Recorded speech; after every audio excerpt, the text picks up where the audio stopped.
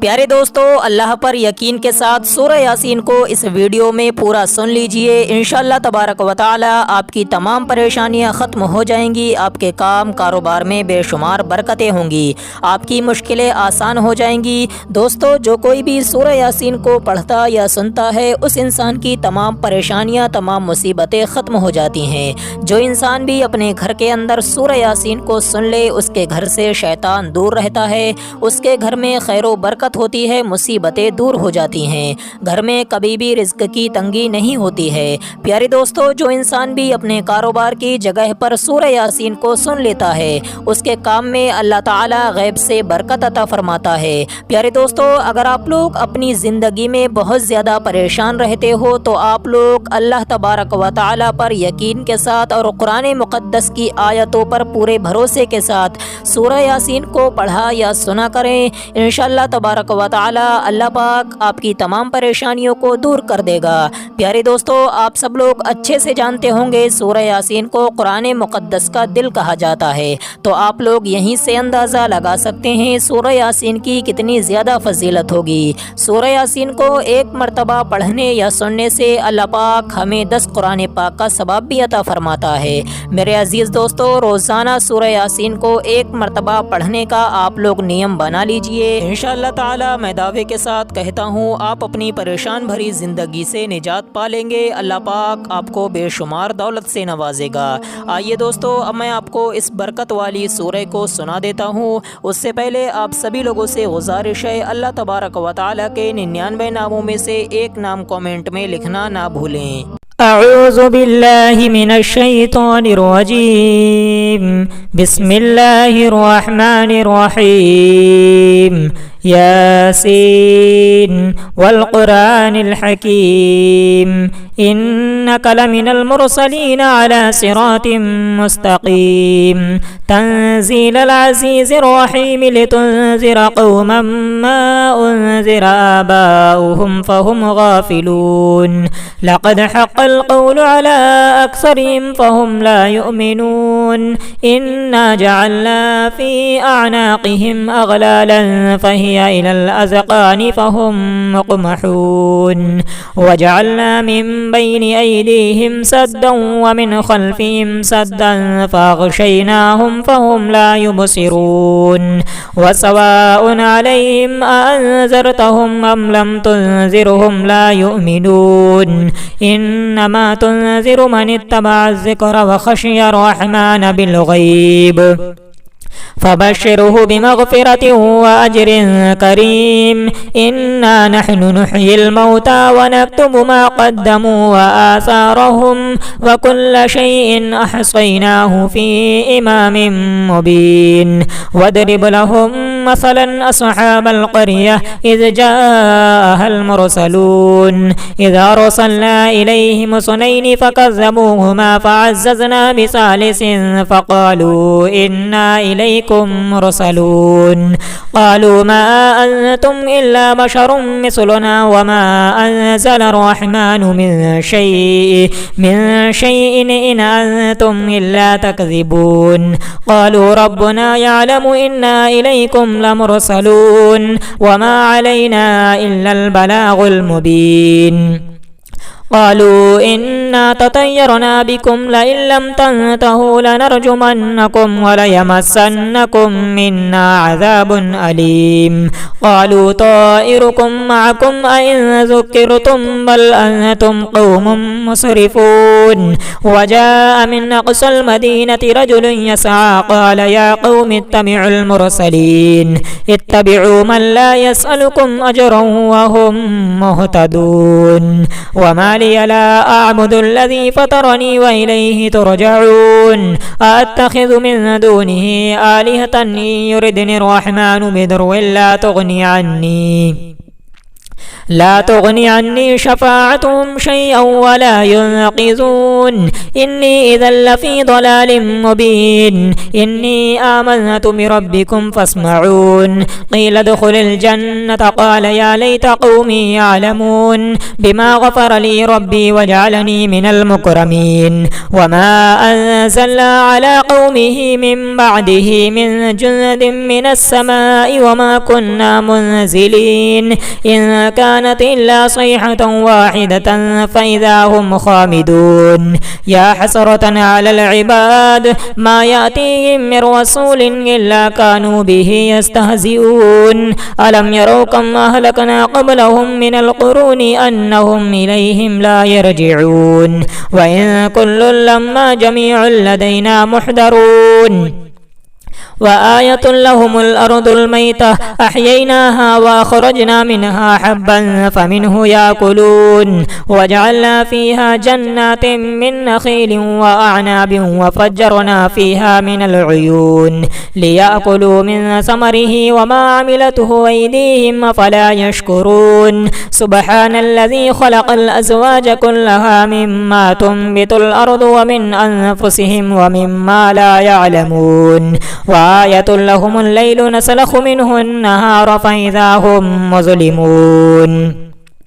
والشمس تجري لمستقر لها ذلك تقدير العزيز العليم والقمر قدرناه منازل حتى عاد كالعرجون القديم لا الشمس ينبغي لها أن تدرك القمر ولا الليل سابق النهار وكل في فلك يسبحون وآية لهم أنا حملنا ذريتهم في الفلك المشحون وخلقنا لهم من مثله ما يركبون وإن نشأ نغرقهم فلا صريخ لهم ولا هم ينقذون إلا رحمة منا ومتاعا إلى حين وإذا قيل لهم اتقوا ما بين أيديكم وما خلفكم لعلكم ترحمون وما تأتيهم من آية من آيات ربهم إلا كانوا عنها معرضين وإذا قيل لهم أنفقوا مما رزقكم الله قال الذين كفروا للذين آمنوا أنطعم من لو يشاء الله وطعمه إن أنتم إلا في ضلال مبين ويقولون متى هذا الوعد إن كنتم صادقين ما ينظرون إلا صيحة واحدة تأخذهم وهم يخصون فلا يستطيعون توصية ولا إلى أهلهم يرجعون ونفخ في الصور فإذا هم من الأجداث إلى ربهم ينسلون قالوا يا ويلنا من بعثنا من مرقدنا هذا ما وعد الرحمن وصدق المرسلون إن كانت إلا صيحة واحدة فإذا هم جميع لدينا محضرون فاليوم لا تظلم نفس شيئا ولا تجزون إلا ما كنتم تعملون إن أصحاب الجنة اليوم في شغل فاكهون هم وأزواجهم في ظلال على الأرائك متكئون لهم فيها فاكهة ولهم ما يدعون سلام قولا من رب رحيم وامتازوا اليوم أيها المجرمون ألم أعهد إليكم يا بني آدم ألا تعبدوا الشيطان إنه لكم عدو مبين وأن اعبدوني هذا صراط مستقيم ولقد أضل منكم جبلا كثيرا أفلم تكونوا تعقلون هذه جهنم التي كنتم توعدون اصلوها اليوم بما كنتم تكفرون اليوم نختم على أفواههم وتكلمنا أيديهم وتشهد أرجلهم بما كانوا يكسبون ولو نشاء لطمسنا على أعينهم فاستبقوا الصراط فأنى يبصرون ولو نشاء لمسخناهم على مكانتهم فما استطاعوا مضيا ولا يرجعون ومن نعمره ننكسه في الخلق فلا يعقلون وما علمناه الشعر وما ينبغي له إن هو إلا ذكر وقرآن مبين لينذر من كان حيا ويحق القول على الكافرين أولم يروا أنا خلقنا لهم مما عملت أيدينا أنعاما فهم وهم لها مالكون وذللناها لهم فمنها ركوبهم ومنها يأكلون ولهم فيها منافع ومشارب أفلا يشكرون واتخذوا من دون الله آلهة لعلهم ينصرون لا يستطيعون نصرهم وهم لهم جند محضرون فلا يحزنك قولهم إنا نعلم ما يسرون وما يعلنون أولم ير الإنسان أنا خلقناه من نطفة فإذا هو خصيم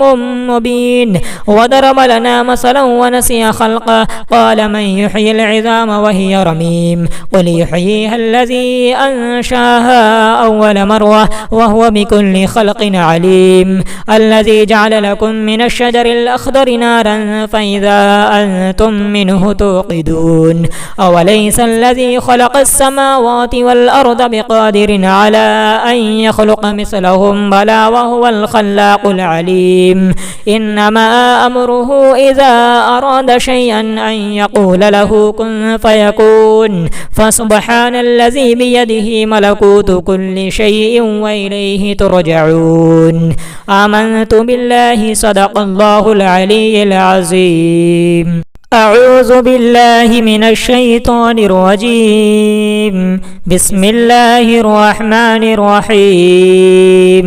ياسين والقرآن الحكيم إنك لمن المرسلين على صراط مستقيم تنزيل العزيز الرحيم لتنذر قوما ما أنذر آباؤهم فهم غافلون لقد حق القول على أكثرهم فهم لا يؤمنون إنا جعلنا في أعناقهم أغلالا فهي إلى الأذقان فهم مقمحون وجعلنا من بين أيديهم سدا ومن خلفهم سدا فأغشيناهم فهم لا يبصرون وسواء عليهم أأنذرتهم أم لم تنذرهم لا يؤمنون إنما تنذر من اتبع الذكر وخشي الرحمن بالغيب فبشره بمغفرة وأجر كريم إنا نحن نحيي الموتى ونكتب ما قدموا وآثارهم وكل شيء أحصيناه في إمام مبين واضرب لهم مثلا أصحاب القرية إذ جاءها المرسلون إذ أرسلنا إليهم اثنين فكذبوهما فعززنا بثالث فقالوا إنا إليكم مرسلون قالوا ما أنتم إلا بشر مثلنا وما أنزل الرحمن من شيء إن أنتم إلا تكذبون قالوا ربنا يعلم إنا إليكم لمرسلون وما علينا إلا البلاغ المبين قالوا إنا تطيرنا بكم لئن لم تنتهوا لنرجمنكم وليمسنكم منا عذاب أليم قالوا طائركم معكم أئن ذكرتم بل أنتم قوم مسرفون وجاء من أقصى المدينة رجل يسعى قال يا قوم اتبعوا المرسلين اتبعوا من لا يسألكم أجرا وهم مهتدون وما لي لا أعبد الذي فطرني وإليه ترجعون أأتخذ من دونه آلهة إن يردني الرحمن بضر لا تغني عني شفاعتهم شيئا ولا ينقذون إني إذا لفي ضلال مبين إني آمنت بربكم فاسمعون قيل ادخل الجنة قال يا ليت قومي يعلمون بما غفر لي ربي وجعلني من المكرمين وما أنزلنا على قومه من بعده من جند من السماء وما كنا منزلين إن كانت إلا صيحة واحدة فإذا هم خامدون يا حسرة على العباد ما يأتيهم من رسول إلا كانوا به يستهزئون ألم يروا كم أهلكنا قبلهم من القرون أنهم إليهم لا يرجعون وإن كل لما جميع لدينا محضرون وآية لهم الأرض الميتة أحييناها وأخرجنا منها حبا فمنه يأكلون وجعلنا فيها جنات من نخيل وأعناب وفجرنا فيها من العيون ليأكلوا من ثمره وما عملته أيديهم فلا يشكرون سبحان الذي خلق الأزواج كلها مما تنبت الأرض ومن أنفسهم ومما لا يعلمون وآية لهم الليل نسلخ منه النهار فإذا هم مظلمون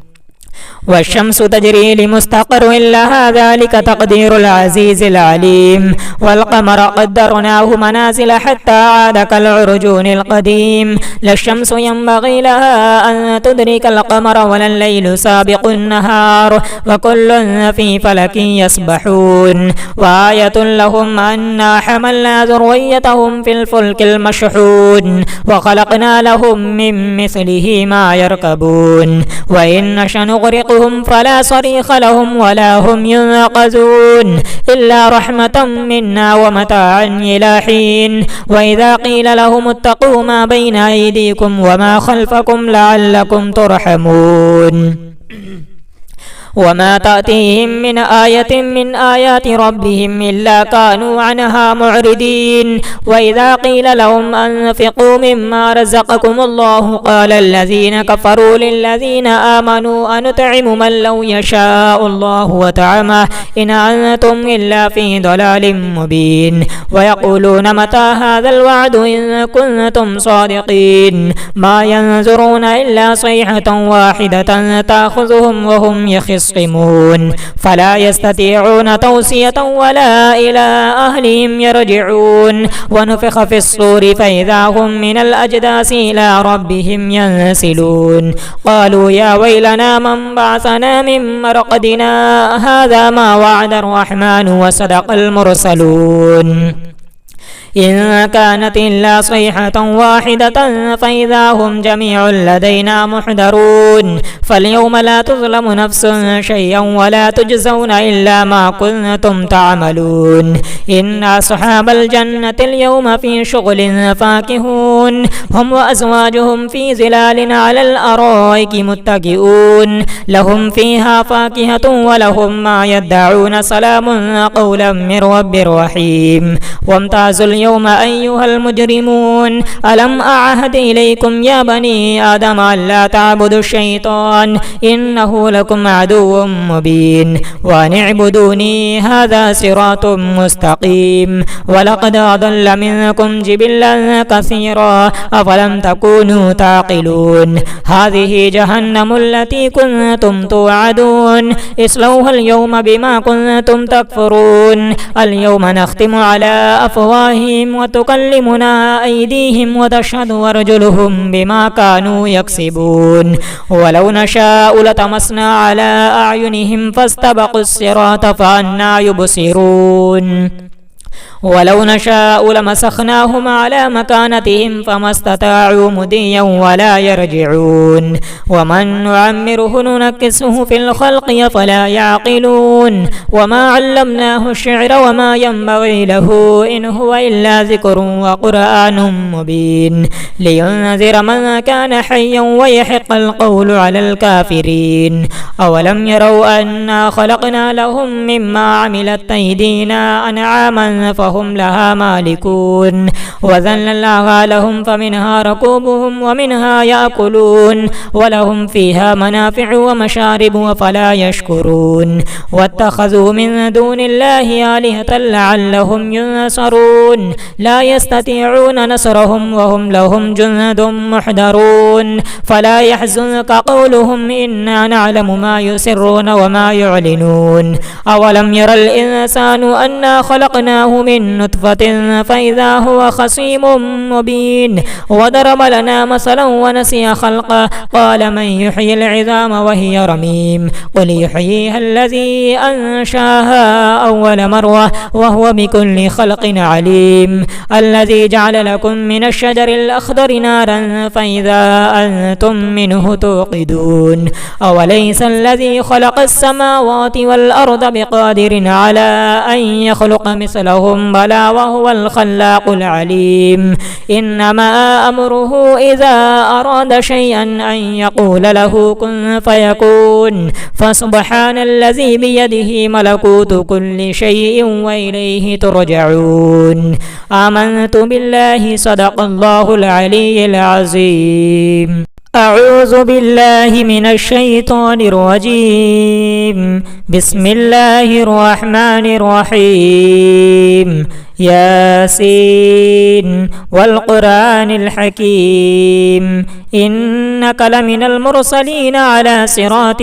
مستقيم تنزيل العزيز الرحيم لتنذر قوما ما أنذر آباؤهم فهم غافلون لقد حق القول على أكثرهم فهم لا يؤمنون إنا جعلنا في أعناقهم أغلالا فهي إلى الأذقان فهم مقمحون وجعلنا من بين أيديهم سدا ومن خلفهم سدا فأغشيناهم فهم لا يبصرون وسواء عليهم أأنذرتهم أم لم تنذرهم لا يؤمنون إنما تنذر من اتبع الذكر وخشي الرحمن بالغيب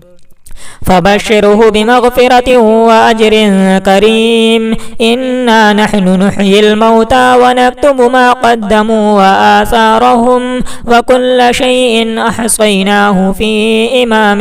مبين واضرب لهم مثلا أصحاب القرية إذ جاءها المرسلون إذ أرسلنا إليهم اثنين فكذبوهما فعززنا بثالث فقالوا إنا إليكم مرسلون قالوا ما أنتم إلا بشر مثلنا وما أنزل الرحمن من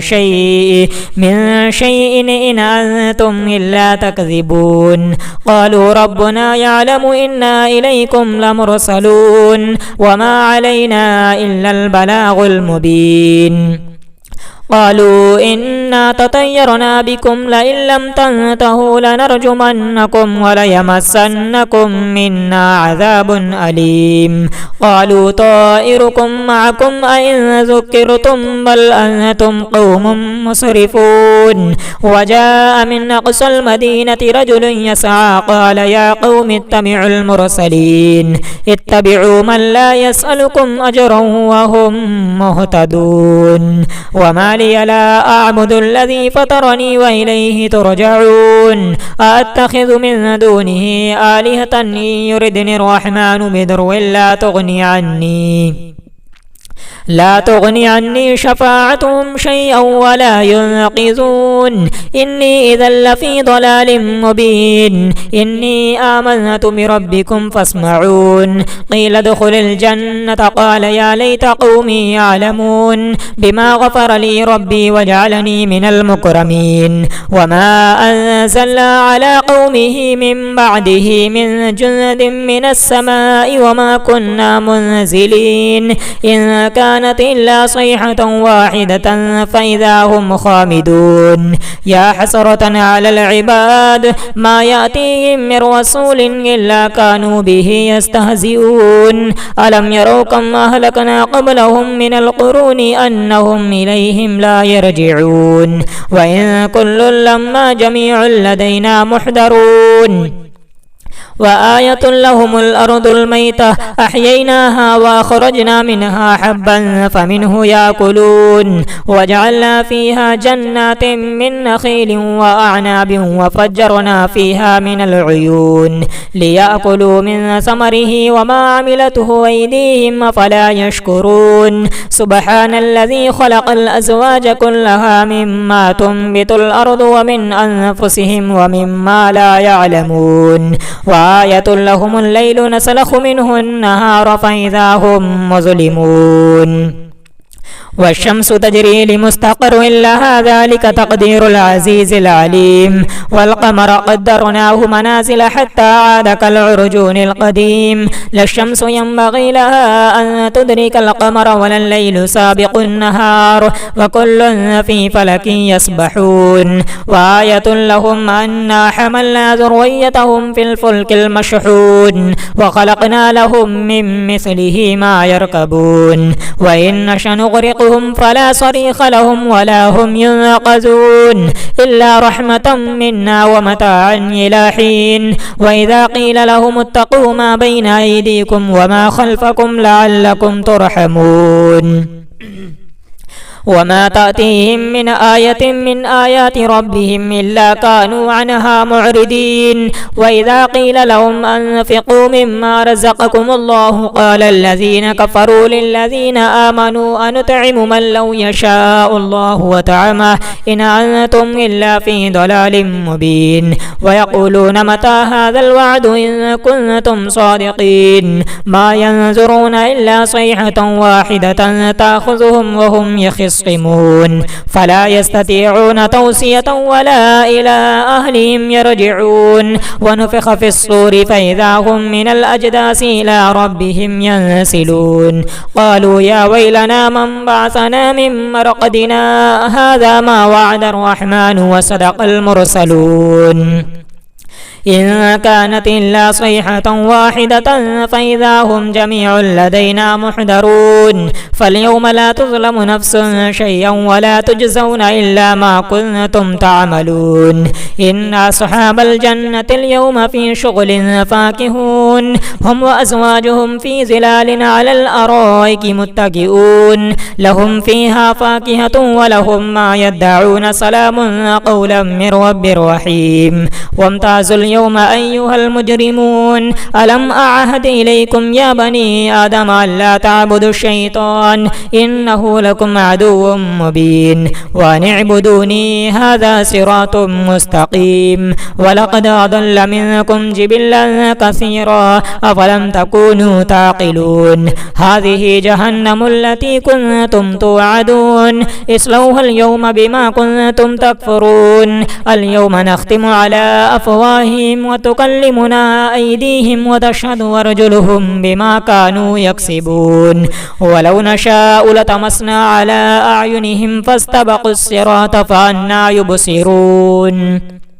ولو نشاء لمسخناهم على مكانتهم فما استطاعوا مضيا ولا يرجعون ومن نعمره ننكسه في الخلق فلا يعقلون وما علمناه الشعر وما ينبغي له إن هو إلا ذكر وقرآن مبين لينذر من كان حيا ويحق القول على الكافرين أولم يروا أنا خلقنا لهم مما عملت أيدينا أنعاما فهم لها مالكون وذللناها لهم فمنها ركوبهم ومنها يأكلون ولهم فيها منافع ومشارب وفلا يشكرون واتخذوا من دون الله آلهة لعلهم ينصرون لا يستطيعون نصرهم وهم لهم جند محضرون فلا يحزنك قولهم إنا نعلم ما يسرون وما يعلنون أولم ير الإنسان أنا خلقناه من نطفة فإذا هو خصيم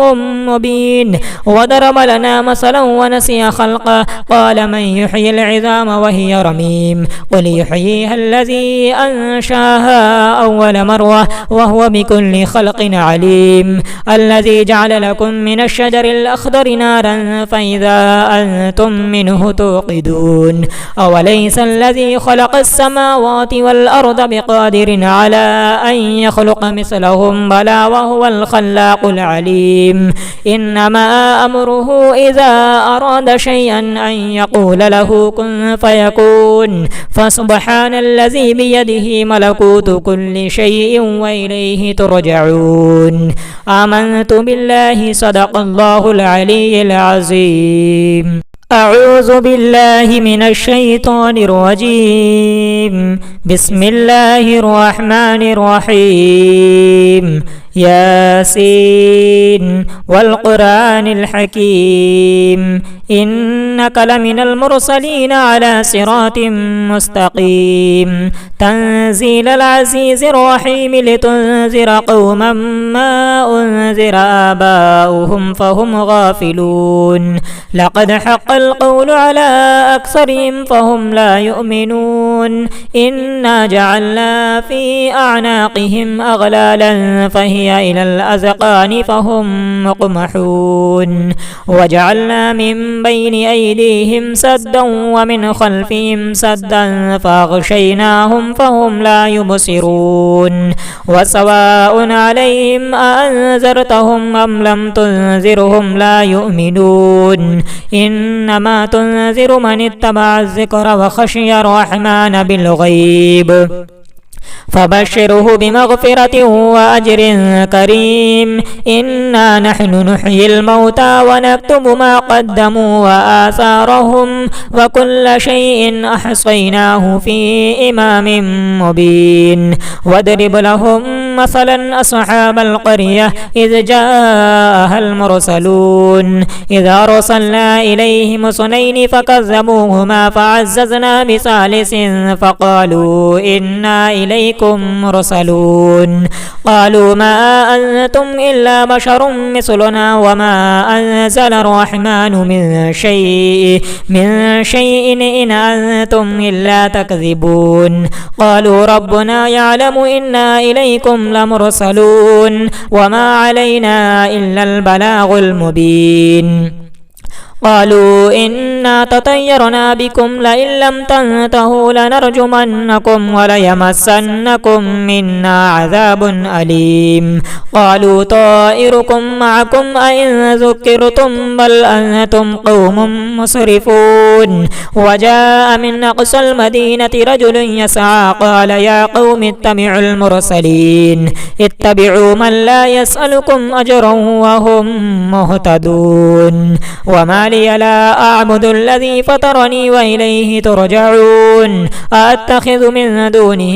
آلهة إن يردني الرحمن بضر لا تغني عني شفاعتهم شيئا ولا ينقذون إني إذا لفي ضلال مبين إني آمنت بربكم فاسمعون قيل ادخل الجنة قال يا ليت قومي يعلمون بما غفر لي ربي وجعلني من المكرمين وما أنزلنا على قومه من بعده من جند من السماء وما كنا منزلين إن كانت إلا صيحة واحدة فإذا هم خامدون يا حسرة على العباد ما يأتيهم من رسول إلا كانوا به يستهزئون ألم يروا كم أهلكنا قبلهم من القرون أنهم إليهم لا يرجعون وإن كل لما جميع لدينا محضرون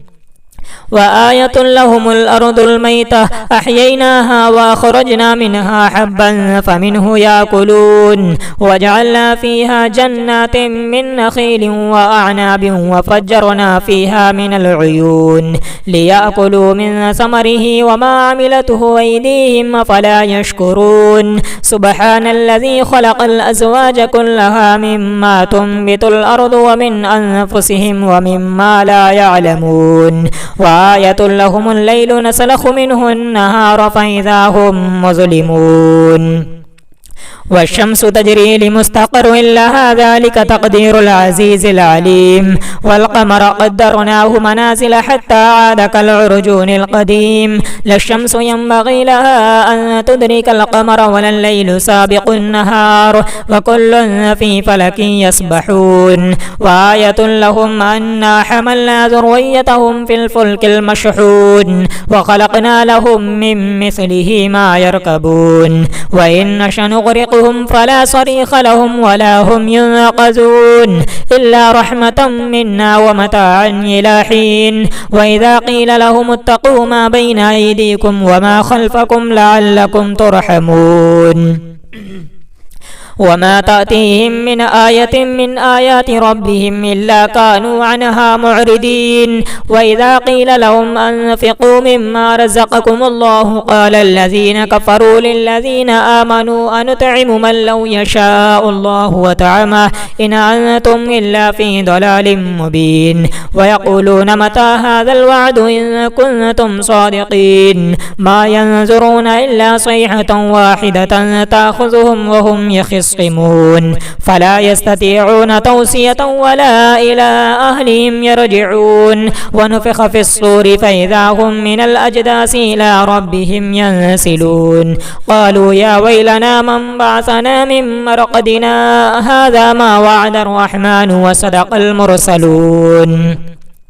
إن كانت إلا صيحة واحدة فإذا هم جميع لدينا محضرون فاليوم لا تظلم نفس شيئا ولا تجزون إلا ما كنتم تعملون إن أصحاب الجنة اليوم في شغل فاكهون هم وأزواجهم في ظلال على الأرائك متكئون لهم فيها فاكهة ولهم ما يدعون سلام قولا من رب رحيم وامتازوا اليوم أيها المجرمون ألم أعهد إليكم يا بني آدم ألا تعبدوا الشيطان إنه لكم عدو مبين وأن اعبدوني هذا صراط مستقيم ولقد أضل منكم جبلا كثيرا أفلم تكونوا تعقلون هذه جهنم التي كنتم توعدون اصلوها اليوم بما كنتم تكفرون اليوم نختم على أفواههم وتكلمنا أيديهم وتشهد أرجلهم بما كانوا يكسبون ولو نشاء لطمسنا على أعينهم فاستبقوا الصراط فأنى يبصرون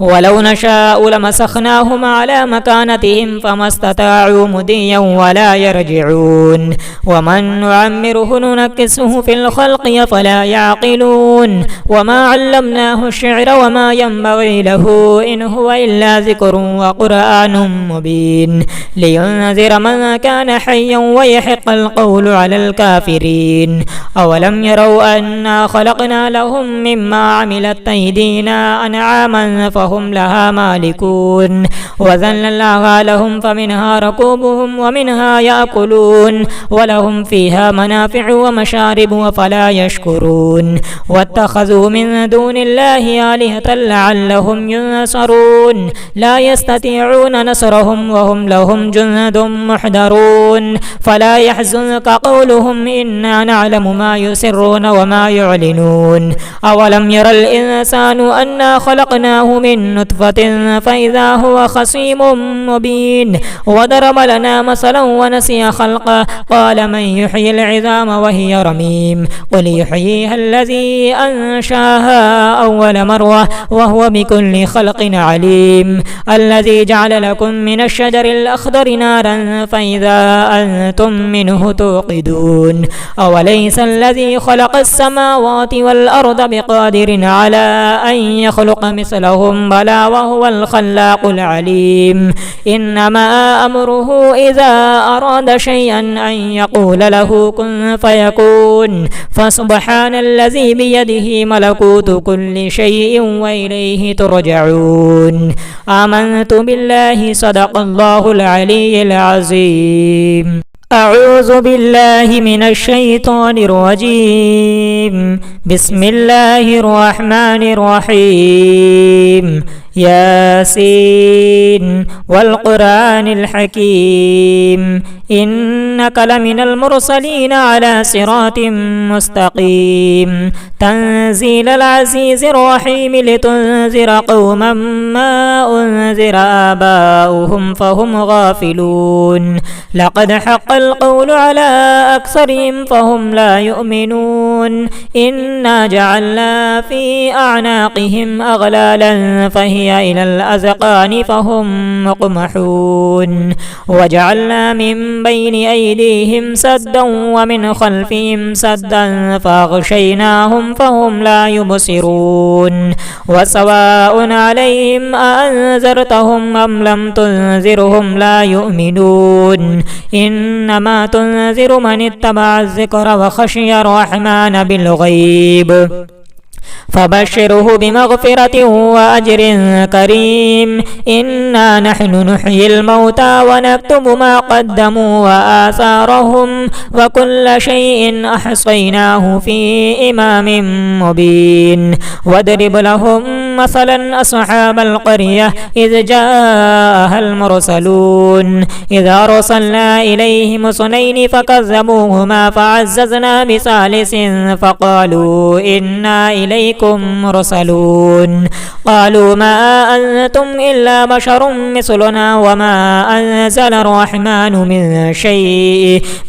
شيء إن أنتم إلا تكذبون قالوا ربنا يعلم إنا إليكم لمرسلون وما علينا إلا البلاغ المبين قالوا إنا تطيرنا بكم لئن لم تنتهوا لنرجمنكم وليمسنكم منا عذاب أليم قالوا طائركم معكم أئن ذكرتم بل أنتم قوم مسرفون وجاء من أقصى المدينة رجل يسعى قال يا قوم اتبعوا المرسلين اتبعوا من لا يسألكم أجرا وهم مهتدون وما لي لا أعبد الذي فطرني وإليه ترجعون أأتخذ من دونه آلهة إن يردني الرحمن بضر لا تغني عني شفاعتهم شيئا ولا ينقذون إني إذا لفي ضلال مبين إني آمنت بربكم فاسمعون قيل ادخل الجنة قال يا ليت قومي يعلمون بما غفر لي ربي وجعلني من المكرمين وما أنزلنا على قومه من بعده من جند من السماء وما كنا منزلين إن كانت إلا صيحة واحدة فإذا هم خامدون يا حسرة على العباد ما يأتيهم من رسول إلا كانوا به يستهزئون ألم يروا كم أهلكنا قبلهم من القرون أنهم إليهم لا يرجعون وإن كل لما جميع لدينا محضرون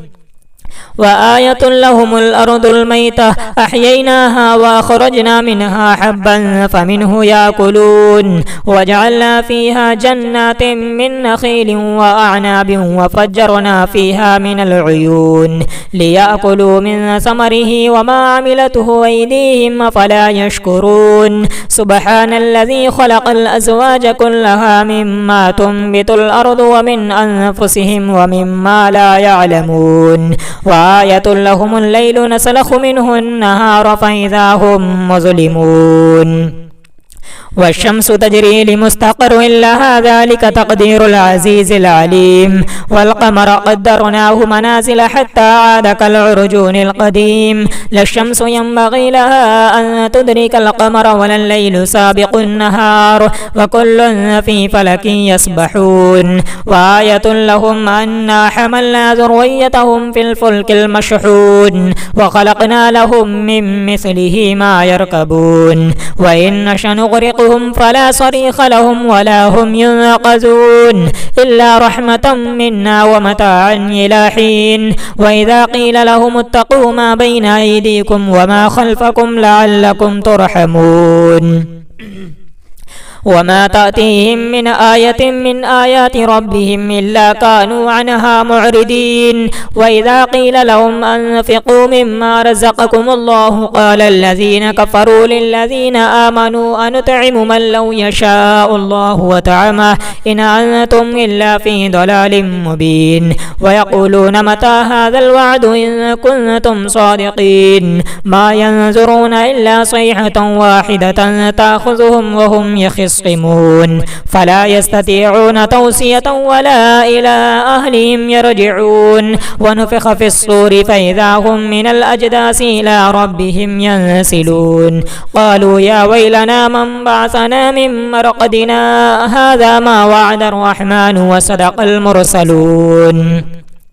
إن كانت إلا صيحة واحدة فإذا هم جميع لدينا محضرون فاليوم لا تظلم نفس شيئا ولا تجزون إلا ما كنتم تعملون إن أصحاب الجنة اليوم في شغل فاكهون هم وأزواجهم في ظلال على الأرائك متكئون لهم فيها فاكهة ولهم ما يدعون سلام قولا من رب رحيم وامتازوا اليوم أيها المجرمون ألم أعهد إليكم يا بني آدم ألا تعبدوا الشيطان إنه لكم عدو مبين وأن اعبدوني هذا صراط مستقيم ولقد أضل منكم جبلا كثيرا أفلم تكونوا تعقلون هذه جهنم التي كنتم توعدون اصلوها اليوم بما كنتم تكفرون اليوم نختم على أفواههم وتكلمنا أيديهم وتشهد أرجلهم بما كانوا يكسبون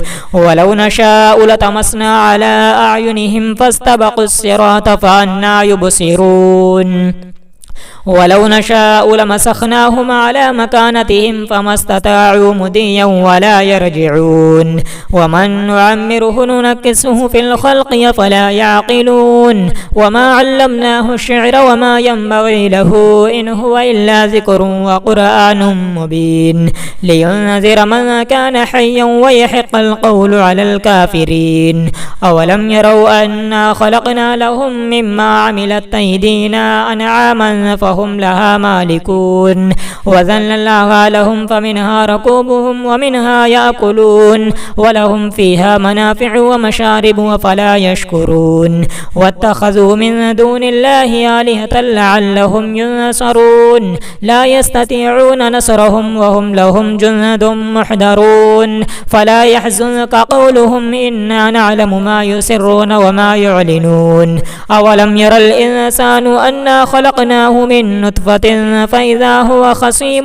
مبين وضرب لنا مثلا ونسي خلقه قال من يحيي العظام وهي رميم قل يحييها الذي أنشاها أول مرة وهو بكل خلق عليم الذي جعل لكم من الشجر الأخضر نارا فإذا أنتم منه توقدون أوليس الذي خلق السماوات والأرض بقادر على أن يخلق مثلهم بلى وهو الخلاق العليم إنما أمره إذا أراد شيئا أن يقول له كن فيكون فسبحان الذي بيده ملكوت كل شيء وإليه ترجعون آمنت بالله صدق الله العلي العظيم.